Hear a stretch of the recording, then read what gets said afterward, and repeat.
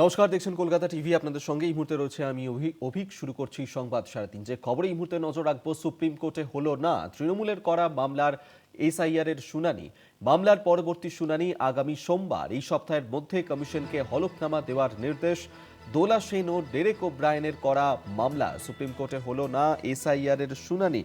এই সপ্তাহের মধ্যে জাতীয় নির্বাচন কমিশনকে হলফনামা দিতে হবে এবং দোলা সেন ডেরেক ওব্রায়েনের করা মামলাতেই এই মামলার প্রেক্ষিতেই হলফনামা জমা দিতে হবে। সুপ্রিম কোর্টে আজ এসআইআর মামলার শুনানি ছিল, তবে আজ সেই মামলার শুনানি হলো না। তৃণমূলের করা মামলার এসআইআর শুনানি, মামলার পরবর্তী শুনানি হবে আগামী সোমবার। এই সপ্তাহের মধ্যে হলফনামা দেওয়ার নির্দেশ দেওয়া হয়েছে নির্বাচন কমিশনকে। দোলা সেন এবং ডেরেক ওব্রায়েন তারা মামলা করেছিলেন এই এসআইআর নিয়ে যেভাবে ভোগান্তিতে পড়তে হচ্ছে সাধারণ মানুষজনকে, আর তারপরেই তৃণমূলের তরফ থেকে সুপ্রিম কোর্টে এসআইআর নিয়ে মামলা করা হয়। সেই মামলার শুনানি ছিল আজকে, কিন্তু সেই মামলার শুনানি আজকে করা হলো না। পীযূষকান্তি নাগ আমাদের সঙ্গে টেলিফোনে রয়েছেন প্রতিনিধি। পীযূষ দা, সুপ্রিম কোর্টে আজ এসআইআর মামলার শুনানি ছিল, কিন্তু সেই মামলার শুনানি আজকে হলো না। সেক্ষেত্রে কি বলা হয়েছে আজ সুপ্রিম কোর্টের তরফ থেকে?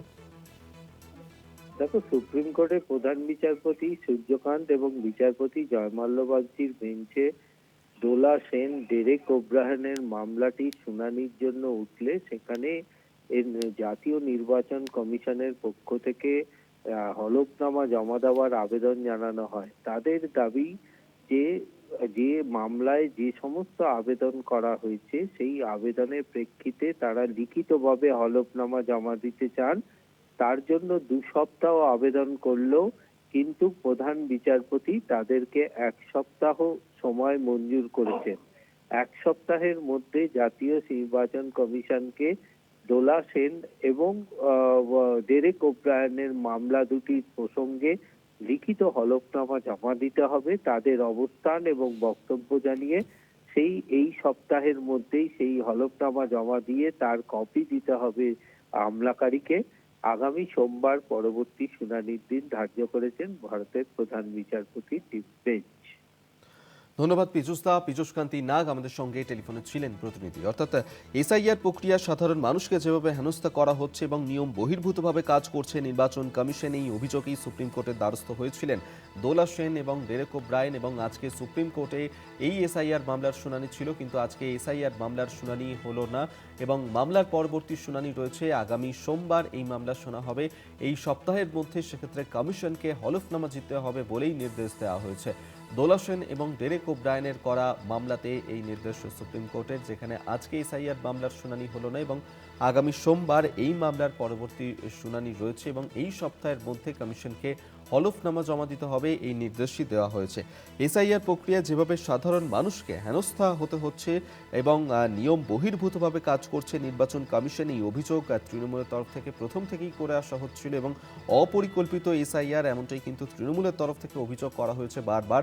তারপরে এই এসআইআর প্রক্রিয়া শুরু হওয়ার পর যেভাবে একাধিক জায়গায় কখনো সাধারণ মানুষজন, কখনো বিএলওর মৃত্যুর ঘটনা ঘটেছে, আবার কখনো এই এসআইআর এর নিয়েই একাধিক মানুষজন তারা অভিযোগ করছেন যেভাবে প্রবীণদেরকেও শুনানিতে ডেকে পাঠানো হচ্ছিল, সেই সমস্ত বিষয় নিয়েই নির্বাচন কমিশন নিয়ম বহির্ভূতভাবে কাজ করছে, এই অভিযোগই ছিল তৃণমূলের। এবং এই অভিযোগেই সুপ্রিম কোর্টের দ্বারস্থ হয়েছিল দোলা সেন ও ডেরেক ওব্রায়েন। সেই মামলার আজকে শুনানি ছিল, তবে আজকে এই মামলার শুনানি হয়নি দেশের শীর্ষ আদালতে। সেক্ষেত্রে আগামী সোমবার এই মামলার পরবর্তী শুনানি রয়েছে। এই সপ্তাহের মধ্যে কমিশনকে হলফনামা জমা দিতে হবে বলেই নির্দেশ দেওয়া হয়েছে।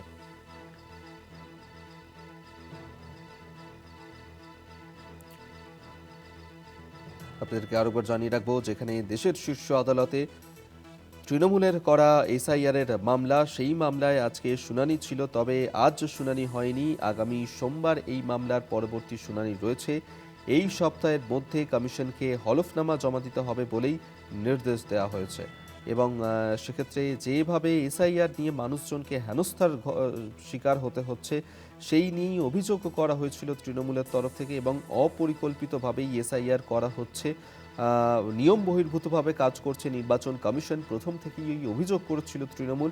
আর সেই অভিযোগ নিয়ে সুপ্রিম কোর্টের দ্বারস্থ হয়েছিলেন তৃণমূল সাংসদ দোলা সেন এবং ডেরেক ওব্রায়েন। আর তাদের করা মামলাতেই আজ কমিশনকে হলফনামা দেওয়ার নির্দেশ দিয়েছে দেশের শীর্ষ আদালত। এই সপ্তাহের মধ্যেই হলফনামা জমা দিতে হবে বলেই নির্দেশ। আগামী সোমবার এই মামলার পরবর্তী শুনানি।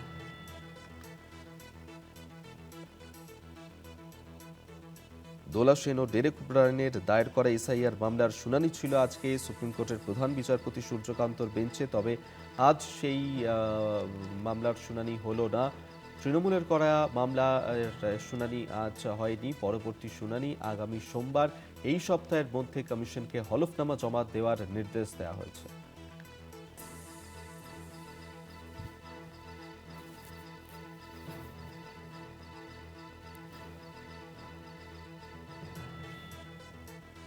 তৃণমূলের করা মামলার শুনানি ছিল আজ, তবে সেই শুনানি আজ করা হয়নি। আগামী সোমবার এই মামলার পরবর্তী শুনানি। কমিশনকে হলফনামা দেওয়ার নির্দেশ দেওয়া হয়েছে।